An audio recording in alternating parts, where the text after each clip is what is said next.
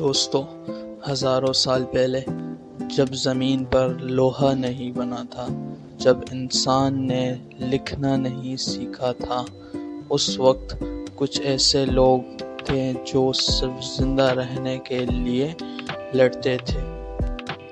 یہ کہانی ہے انہی لوگوں میں سے ایک جوان شکاری کی، جس کا جنون اسے دنیا کے آخری کونے تک لے گیا۔ ڈلے ایک چھوٹے سے قبیلے میں پیدا ہوا تھا۔ برف سے ڈھکے پہاڑوں کے بیچ ان کا قبیلہ مومنٹ کا شکار کر کے زندہ رہتا تھا۔ ہر سال جب برف گرتی، قبیلہ دعا کرتا، اے آسمان کے خدا، ہمیں ایک اور موقع دے زندہ رہنے کا۔ ایک دن قبیلے کے بزرگ نے کہا، جو اگلے مومنٹ کو گرائے گا وہی ہمارا نیا لیڈر ہوگا، اور اسی دن ڈلے کا مقدر لکھا گیا۔ شکار کے دن ہوا تیز تھی، برف اڑ رہی تھی اور مومنٹ کا جھنڈ سامنے تھا۔ ڈلے نے بالا اٹھایا، دل میں ایک ہی بات تھی، میں اس قبیلے کا سردار بن کر رہوں گا۔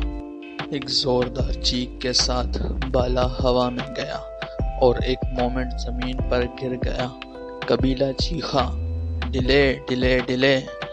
سب نے اسے ہیرو مانا، لیکن ڈلے کے دل میں اب بھی ایک کمی تھی، اس کی محبت ایولٹ وہ لڑکی جو ڈلے کے سپنوں کا حسینہ تھی۔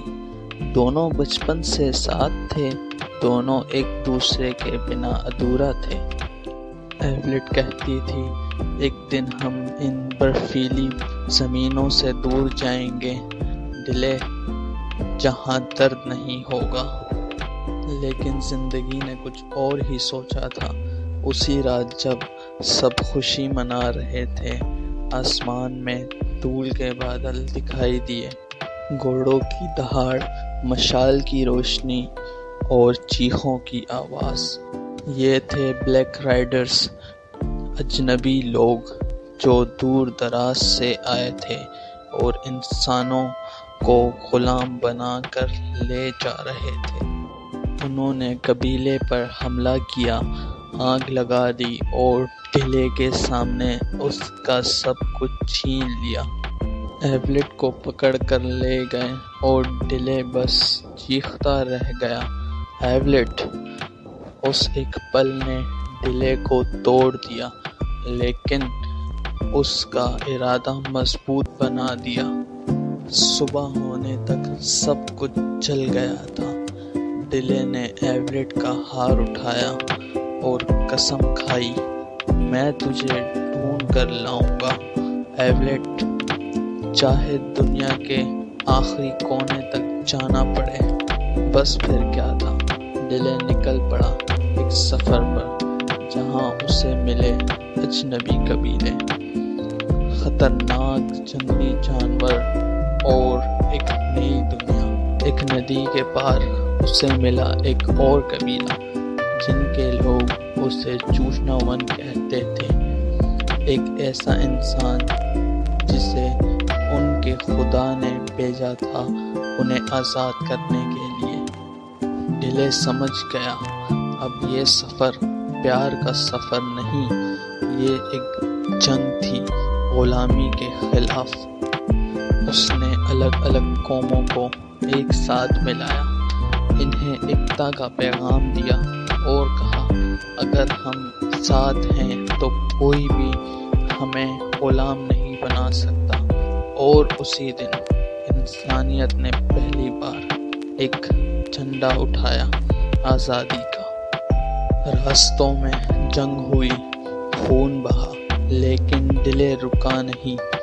اس نے ہر مصیبت کا سامنا کیا، جنگلی جانور سے، گرم ریگستان سے، اور ان لوگوں سے جن کے پاس لوہا تھا، تلوار تھی اور قدرت پر تکبر تھا۔